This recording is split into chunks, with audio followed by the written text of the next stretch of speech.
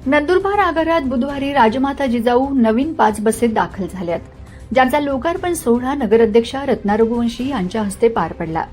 या नव्या बसेसमुळे स्थानिक प्रवासी सुविधांमध्ये सुधारणा होईल। नगराध्यक्षा रत्ना रघुवंशी यांच्या हस्ते राजमाता जिजाऊंची प्रतिमा आणि बसचे पूजन करून उद्घाटन करण्यात आले।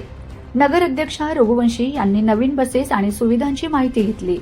धुळ्याचे वरिष्ठ आगार व्यवस्थापक संदीप निकम यांनी राज्य परिवहन महामंडळाच्या सेवेचा आढावा मांडला, तर नंदुरबार आगार प्रमुख सुनील महाले यांनी माहिती दिली।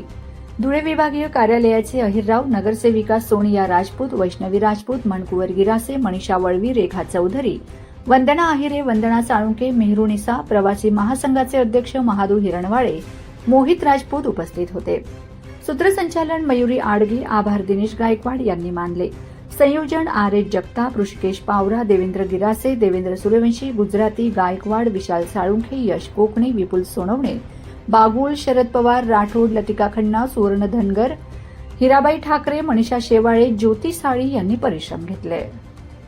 आपला नंदुरबार जिल्हा अजून पुढे जात आहे। आमच्या नंदुरबार शहराच्या प्रथम नगराध्यक्षा आणि उपस्थित आमच्या नगरसेविका भगिनी यांच्या सर्वांच्या साक्षीने हा लोकार्पण सोहळा इथे झाला आहे। मी महादू हिरणवाळे, प्रवासी महासंघाचे अध्यक्ष या नात्याने आपल्या सर्वांना शुभेच्छा देतो आणि या ठिकाणी एकच नमूद करू इच्छितो, अधिकारी महोदयांचे नियोजन आणि चालक, वाहक आणि कार्यशाळेतील कर्मचारी यांची मेहनत यांचा खऱ्या अर्थाने फलित म्हणून नंदुरबार आगार खऱ्या अर्थाने विभागामध्ये अग्रेसर आहे आणि राहणार आहे। आणि आमच्या देखील आपल्यास नेहमी शुभेच्छा आहेत आणि आम्ही आपल्या एसटी आगार आणि महामंडळाला आपलं कुटुंबच मानतो। खऱ्या अर्थाने जे ब्रीदवाक्य आहे, लाल परी लई भारी, तर खरंच आहे। आणि आजच्या कार्यक्रमाला मान्यवरांच्या उपस्थित हा लोकार्पण सोहळा होतो आहे।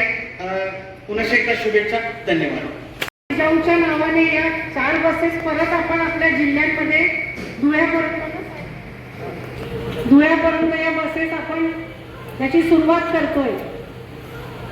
तर माझी एवढी विनंती आहे की राजमाताने जसं आपला सगळा प्रांत सुरक्षित आणि योग्य रीतीने सांभाळला, तर माझी बस चालक बांधवांना तेवढीच विनंती आहे की त्यांनी त्यांच्या प्रवासाला सुरक्षित त्यांच्या मंजिलपर्यंत पोहोचवावं।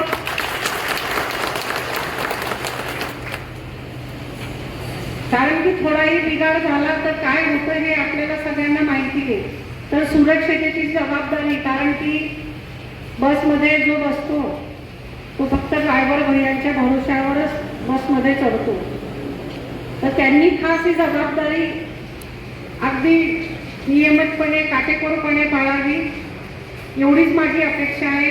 आणि आपल्या सगळ्यांच्या भविष्याच्या वाटचालीसाठी मी शुभेच्छा देतो। धन्यवाद मॅडम। चालक वाहक मॅडमांनी सांगितलं की चालक वाहकांनी प्रत्येक प्रवाशाला सुरक्षित सेवा द्यावी, कारण चालक